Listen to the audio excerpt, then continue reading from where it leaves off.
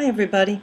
I want to start today by talking about what is a culture. If we're going to talk about multicultural perspectives, what is a culture? And a culture can be defined as a self-identified group of people with shared beliefs, customs, values, language, knowledge, roles, technology, history, etc., etc. A whole lot of things, but one of the key elements of this definition is that a culture needs to be a self-identified group of people, which is one of the problems when we talk about a culture of poverty, for example. Very few people, I can hardly think of anybody, who would self-identify themselves with, oh yeah, I belong to the culture of poor people, I like that. So cultures get to define themselves. And all of these shared things were called cultural tools by Lev Vygotsky, one of the major theorists in cultural psychology. And they are developed by people within a culture over a period of time to address the following overarching human concerns. Every culture in the world addresses these concerns in some way. First, how to survive. How do you get food, shelter, water, safety?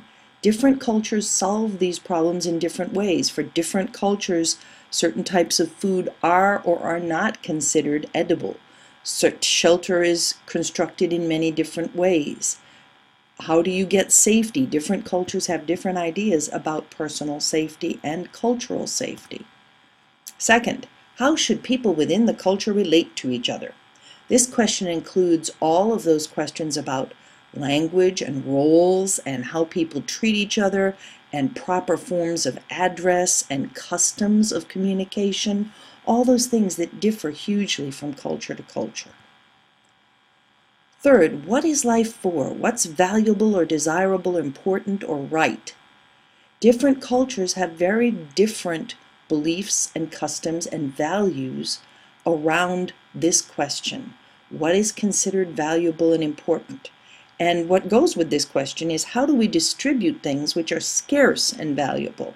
Again, cultures solve these things in different ways.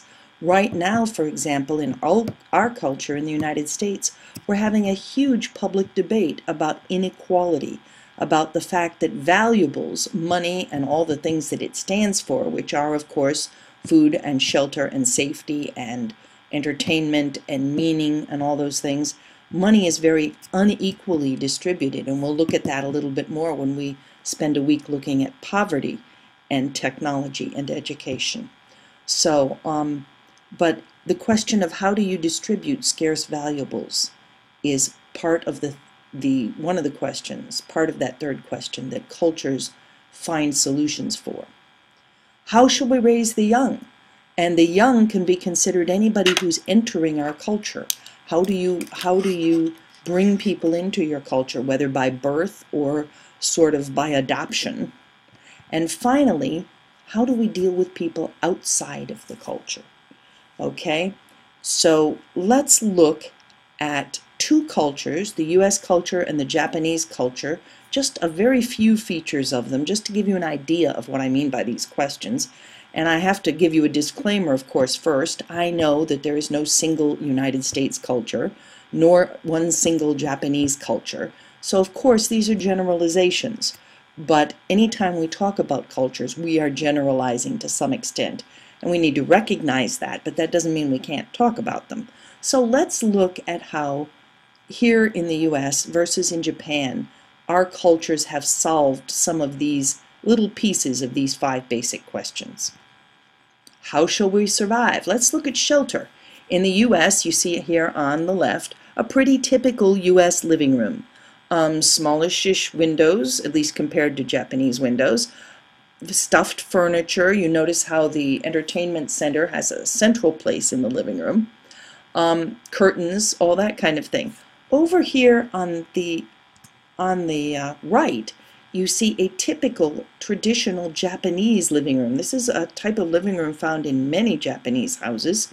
You see no furniture. You see on the floor, you see tatami mats, which can be rolled up and taken aside for different purposes. You see huge windows that are screened not by curtains, but by shoji screens. And if you look way over in the corner there, you will see a small family shrine. So a very different kind of idea of what is appropriate culturally in a living room. What can you expect to see in a living room? How should people relate to each other? One of the very obvious differences here is the way in which we greet each other. On the left, you see two U.S. business people greeting each other in a very culturally traditional way. They shake hands, they look at each other, they smile. Over on the right again, you see two Japanese businessmen greeting each other. Notice the huge differences. They are not looking at each other. They are not touching.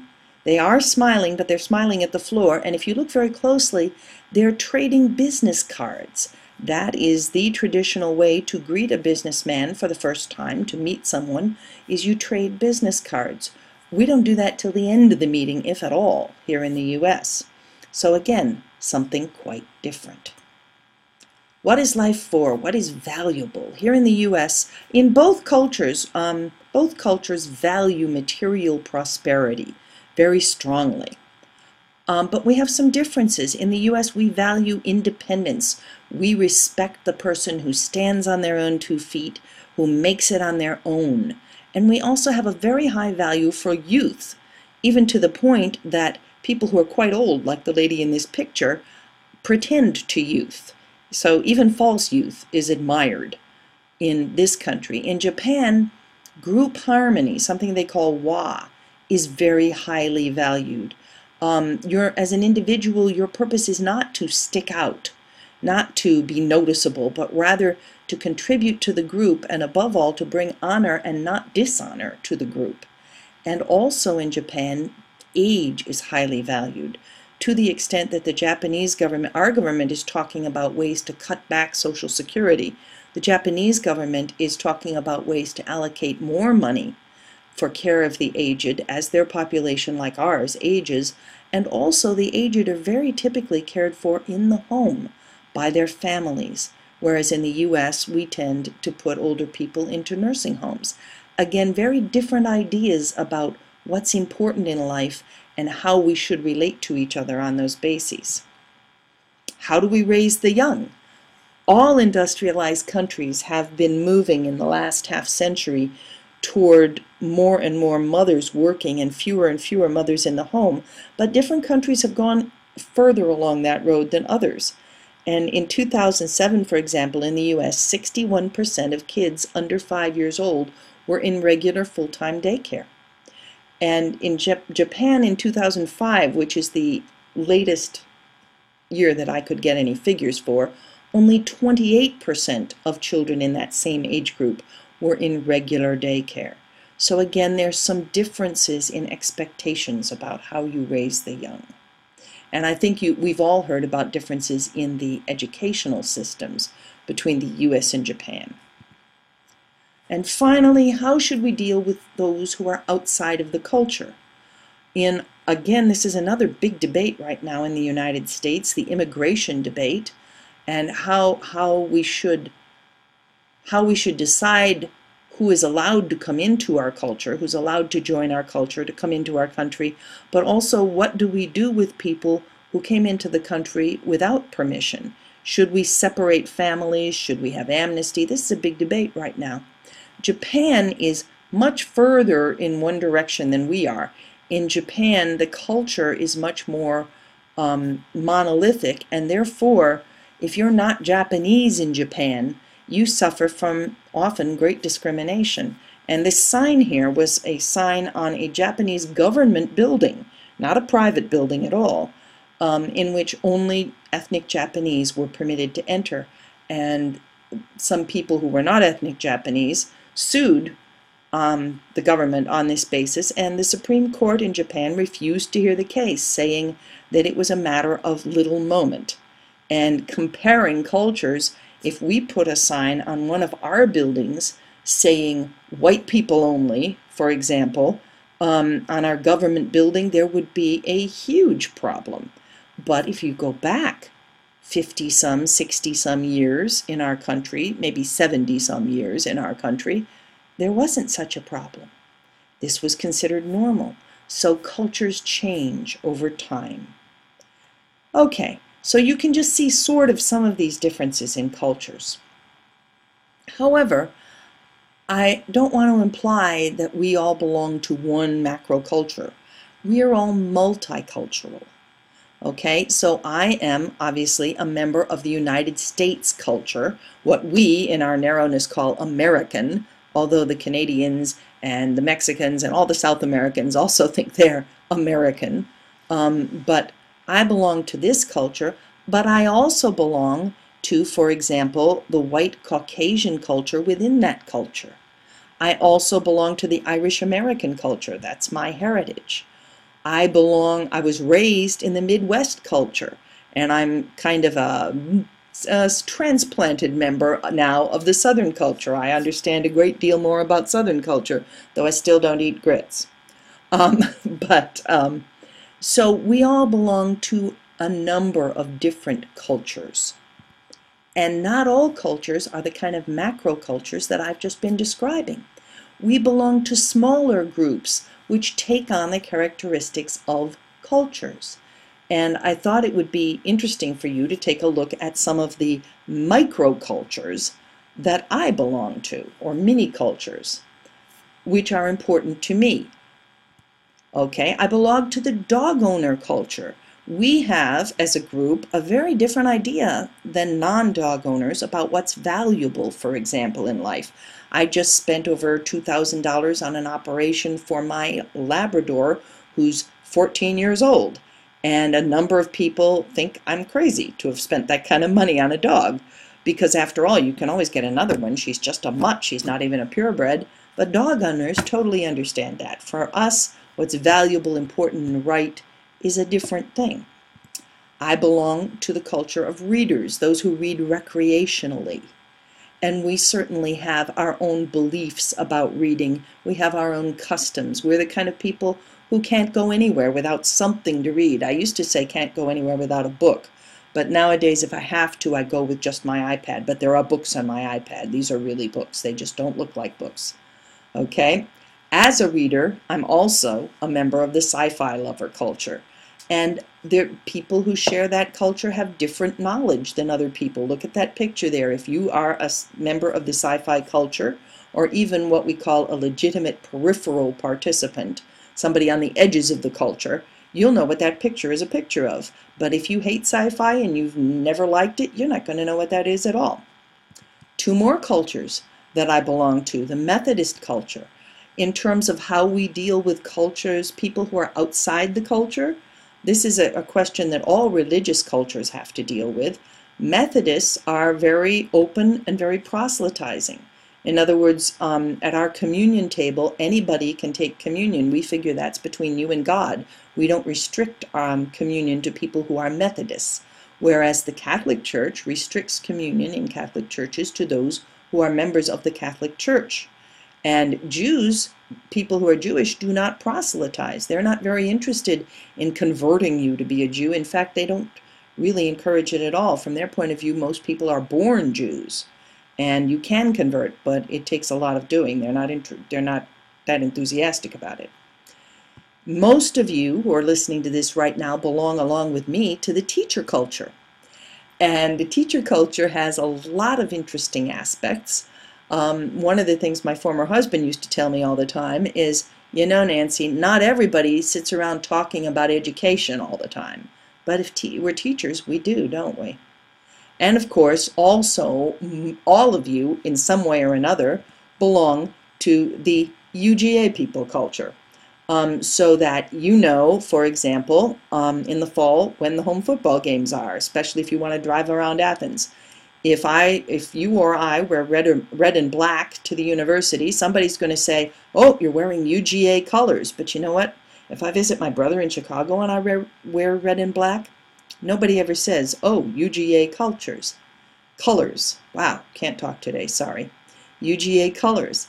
That's a part of our culture as UGA people. When we say bulldogs, we know we're not just talking about dog owners, are we? Okay.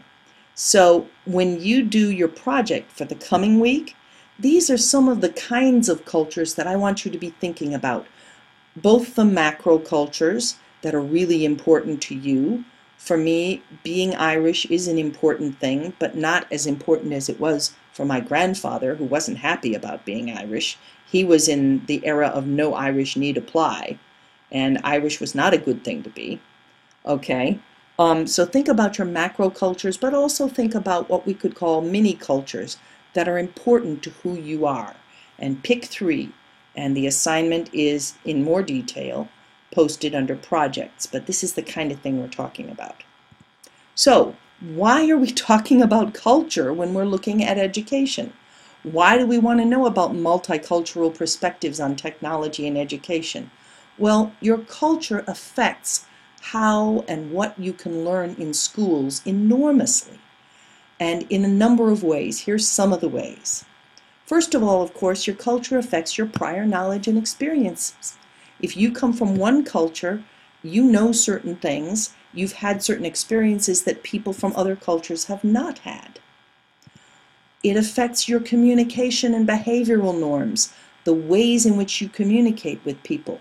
My son ran afoul of this when he was 8 years old when we moved to Georgia, and he got sent to the principal the second week of school in 3rd grade, because when the teacher asked him a question, he said yes, and the teacher said to him, "Yes, what?" And he said, "Yes, I will," and she thought he was being sassy. She wanted him to say, "Yes, ma'am," but we had come from Wisconsin. People don't say "yes, ma'am" in Wisconsin. So your communication styles and what you think of as normal good behavior are different depending on what culture you're in. And this, of course, includes, more significant even, dialect and language differences. Your expectations, your values, and your goals are different based on the culture you're in. If you come from a culture where almost everybody goes to college, okay, if you're in sort of the middle class culture in this country, then you just expect to go to college. If you come from a culture where very few people, perhaps nobody in your family has gone to college, then your expectations of being able to go to college, or even perhaps your value for it, are much different. Okay, so our cultures help us define our goals because it's based on what we think is important and also what we think is possible, because different cultures have differential access to resources due to societal discrimination, and this has been true for centuries. The majority culture in any country or area will control most of the resources. In our country, the majority culture is white. It is culturally upper middle class, monetarily wealthy. Okay? But these are the people who hire people, who run businesses, who have political influence. And so if you're not a member of that culture, then your access to resources is more limited. You have fewer resources due to discrimination. Available roles are also determined by your culture.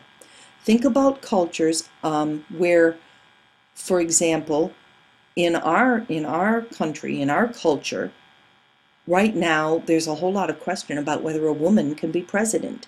Is the role of President of the United States available to a woman?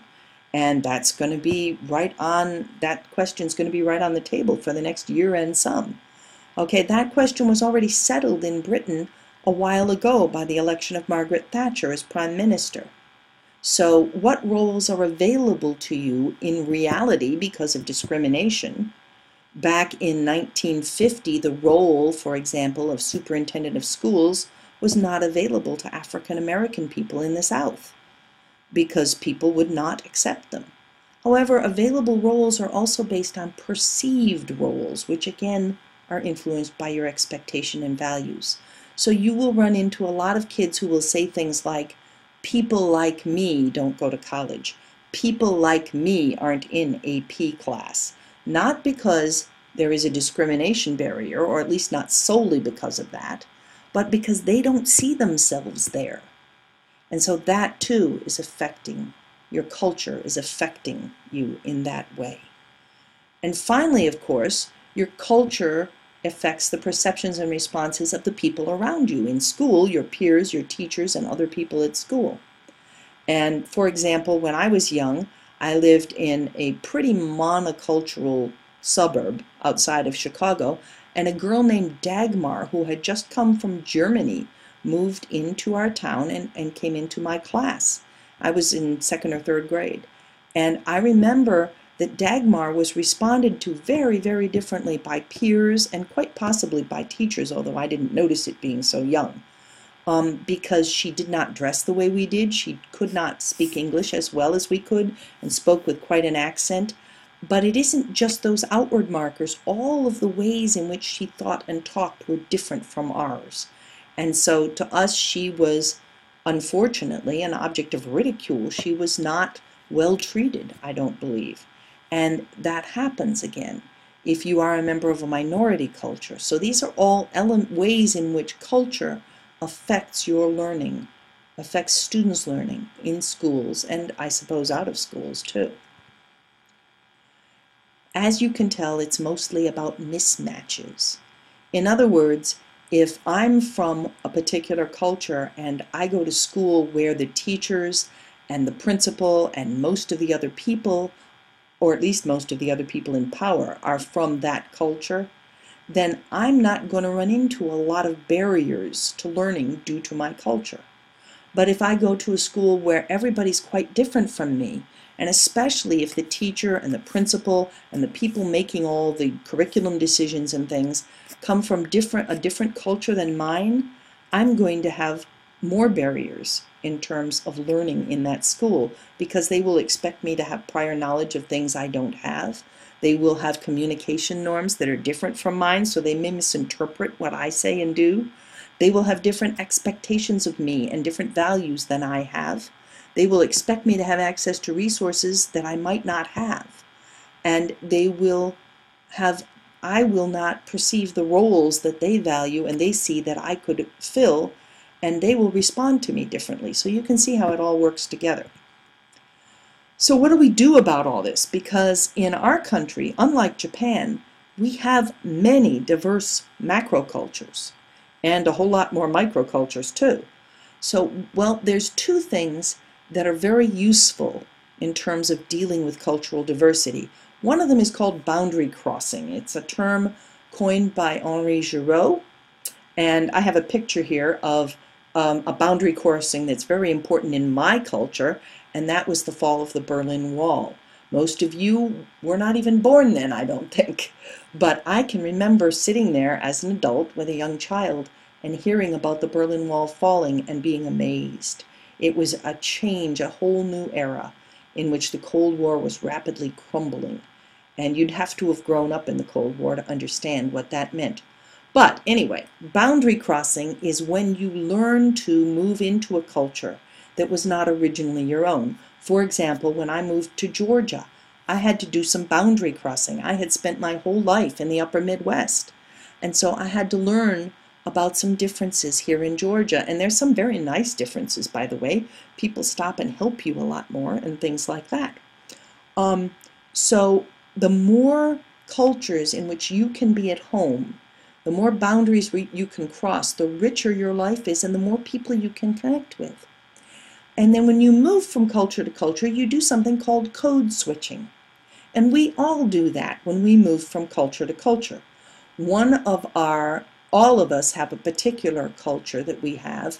It's our family culture. It is the first culture that you encounter as a child, and it influences you and introduces you to the rest of your macro culture. It enormously influences you so that all of your life, for example, my former husband and I came from different cultures. His was a much more rural background, and in his family, his father would get home from work, and at 5 he would go change, and dinner was on the table at 5:30, and that's when they ate. And in my family, my dad commuted to the city. He didn't even get home till 6 or 6:30, and then he liked to relax, and we'd do some homework. We typically ate at 8 o'clock at night. My former husband and I were married for 30 years, and this was a conflict we never resolved. because we were brought up in different family cultures, and to each of us that felt like what was right. Eating that early didn't feel right to me. I couldn't even eat that early, never mind the fact that I was usually working.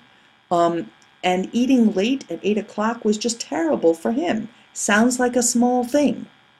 But we were never able to switch those codes. Well, what I was going to say about code switching, though, is that when we go home to our families, we automatically code switch. I don't talk the same way when I am presenting to a bunch of professional colleagues at a conference as I do when I go home and I talk to my family, or as I do when I go and teach people in southern Georgia, or when I go back and visit my brother in Chicago. I talk differently. I may talk about different things, but I know that the way I talk changes, and the way I behave probably changes too. I tend to move slower when I'm in South Georgia. I tend to be calmer. When I go to Chicago, I talk fast, and I get moving, and everything's quick and decisive. It's just we learn to switch codes, and I have here two pictures of one of the absolutely best code switchers in our world today. Now, whatever you think of his politics, Mr. Obama is extremely good at code switching. You see here on the left, he is talking to the Dalai Lama of Tibet, which is its own culture and code, but there he is sitting being very, very Harvard business graduate, Harvard law graduate, very president, very official Washington insider. And then here over on the right, you see him being Barry Obama basketball player. In fact, he was known as Barry Obama in high school, it seems, because he was a very good basketball player. And he's very talented at code switching. He knows how to fit the code of many different cultures. So, now, given all that about culture, let's look at multicultural education. And you are going to be reading things and listening to things from three big figures in multicultural education. The first one is James Banks, probably the most important one. James Banks is known as the father of multicultural education. He was the first person to write at length about it. He is a former elementary school teacher, and he keeps that viewpoint from elementary school of the potential of every child. He has been writing about multicultural ed since at least 1968. That's the earliest article that I could find.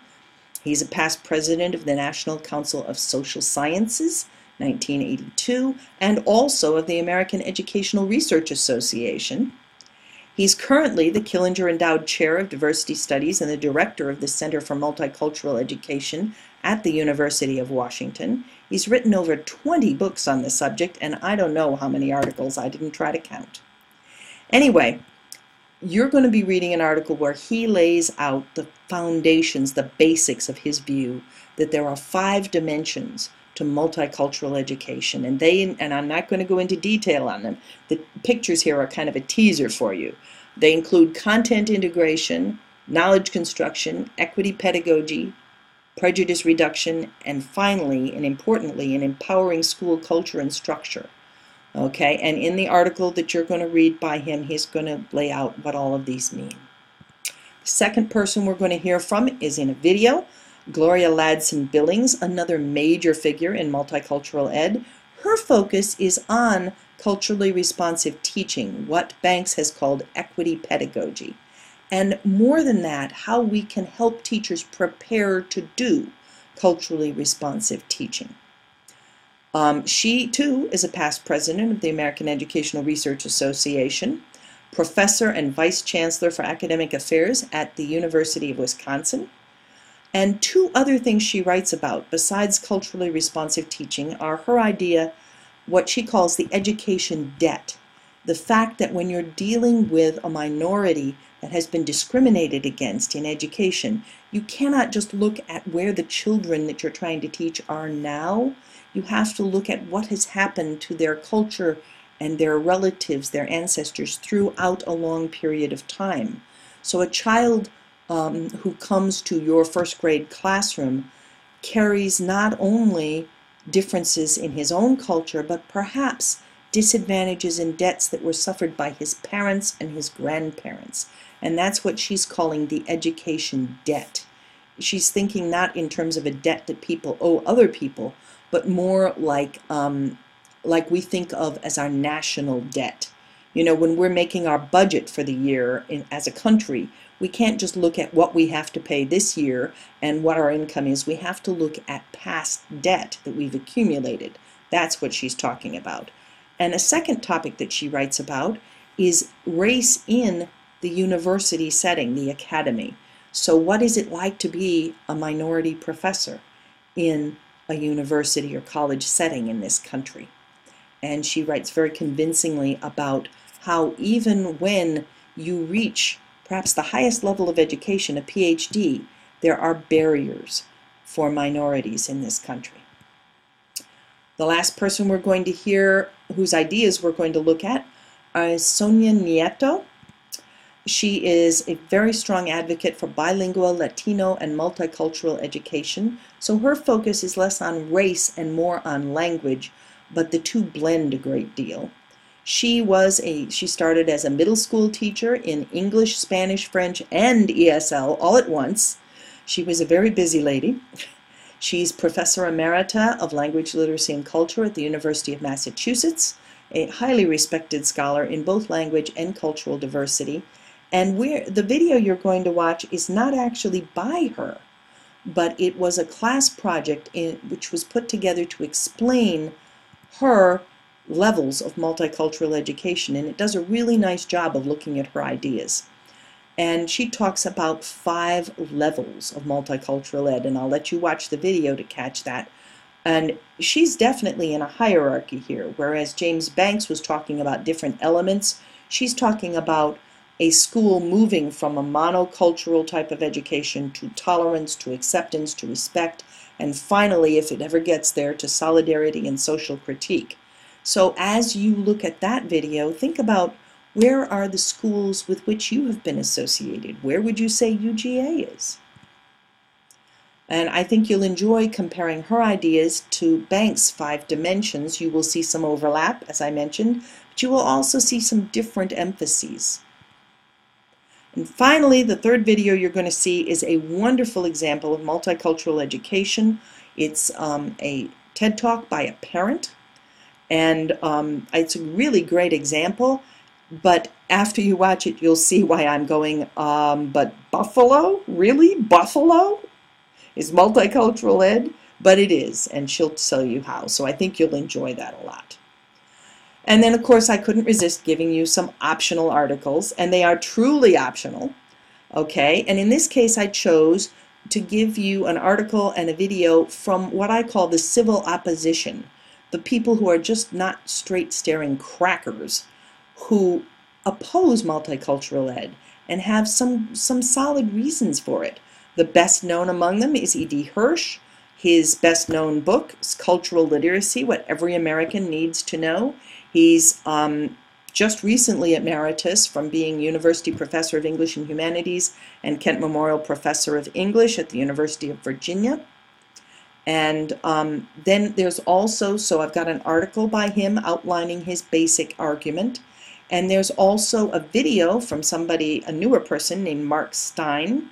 He's a Canadian author, speaker, and free speech advocate. He's been a visiting fellow here in the States, a frequent guest on the Rush Limbaugh program and the Hannity Report, so that kind of gives you an idea of his political positioning. But he's been a very articulate person in opposition to multicultural education and initiatives. And it's not that I necessarily agree with these two folks, but I think they're worth looking at because I think they bring up some good questions. And I guess what I want to end with is when you're looking at multicultural education here and the foundations of multicultural ed, which is kind of our focus for this week, I don't want you to be just sitting back and accepting everything and going, oh yes, that's nice, oh yes, we should all just be multicultural, that's just wonderful, because it's as we go through this semester, this summer short semester, you're going to see that the questions that come up do not necessarily have easy answers. it isn't like you can easily say, oh yes, let's just all do this, it will be fine. These are hard questions, these are difficult things, and both of these people bring up some very good questions. So while you're working all this summer, I want you to be allowing yourself, encouraging yourself to pose difficult questions and try to wrestle with them. And in that spirit, I want to share with you 2.5 questions that I still wrestle with in terms of multicultural education, even though I'm a very strong advocate of multicultural ed and also of making room for diversity of all different kinds in a classroom. There are a few questions that I still wrestle with. One of them is, how important is it to a country to have a shared cultural heritage and even a shared language? In other words, as our cultural heritage and even our language becomes more and more different in this country, is that going to be a problem? And you would think it wouldn't, except for take a look north to our neighbor, Canada. Well, Canada, the eastern third of Canada, is mainly French in both culture and language. And so if you go to Montreal, the normal everyday language and all the signs and everything are in French. But from Ontario west, 2/3 of Canada is basically English, both in culture and in language. And that has been a source of contention in Canada ever since Canada began to exist. And in fact, not very long ago, just a couple decades ago, there was a major movement by the French part of Canada to secede from Canada. And so, is it necessary that, all those people who say, well, English should be the official language of the US, it sounds very exclusionary, and it is. And I don't like the feeling of it, but on the other hand, do we need one language that everybody can speak? I don't know. These are questions. And then the bigger question that I wrestle with is, are all cultural values, practices, and beliefs relative? In other words, you have your culture, I have mine, and that's fine? Or is it sometimes true that some cultural values and beliefs and practices are actually better than others? This is a very dangerous question, but you can't help asking it. And I will give you an example of why at least I cannot help asking it. Back in the 1980s, I taught in a federal program for migrant workers in Wisconsin. And it was a great federal program. People who were migrant farm workers could come to school and get paid minimum wage all day in school to learn English and to get their GEDs. And when we opened the program, for the first year, we only had men. Only men applied to the program. And most of the migrant workers we were talking to were from Mexico. And we finally sat down and said to the folks in the program, hey, how come your wives aren't coming in, And to a man, every Mexican there said, she doesn't need to. If she needs to talk to somebody, I'll do the talking. She doesn't need to learn English. It's okay. I'm the one who has to learn English, but she needs to stay home or work with the kids or whatever. She doesn't need English. Well, that was a very strong part of their cultural value. In rural Mexican culture, it is a very strong element of their culture that the man, the machismo, the man is the leader of the family. The woman is definitely bound by his wishes. But should I have sat back and accepted that and said, well, okay, we won't have any women in the program. You're right, your wives don't need to learn English. Or do I push and say, hey, you're not right. I'm sorry that's your cultural value, but your wives do need to learn English, and they do need to be able to read and write and have an education because they need to raise their kids, and also because they're too isolated in this country. If they can't speak English, they can't shop very easily, they can't talk to medical people. There's a whole lot of things you can't do, especially in Wisconsin, if you don't speak English. So do I accept their cultural value, or do I say, no, it's not correct? Well, in that case, as a program, we said, no, it's not correct. And we got to the place where we would not accept the husband if the wife did not come too for sometimes. So who decides? That's a very slippery slope. Once you decide, well, really, my cultural values are better than yours, then you're in real trouble because sometimes you're not right. And so these are very difficult questions. I don't think these are questions we can just set aside and say, well, everybody to their own culture, because there are elements of certain cultures that we feel are really not right. So how do we deal with that? Okay, so having left you on that note of question, go ahead and enjoy all the reading and the viewing and everything, and see you then.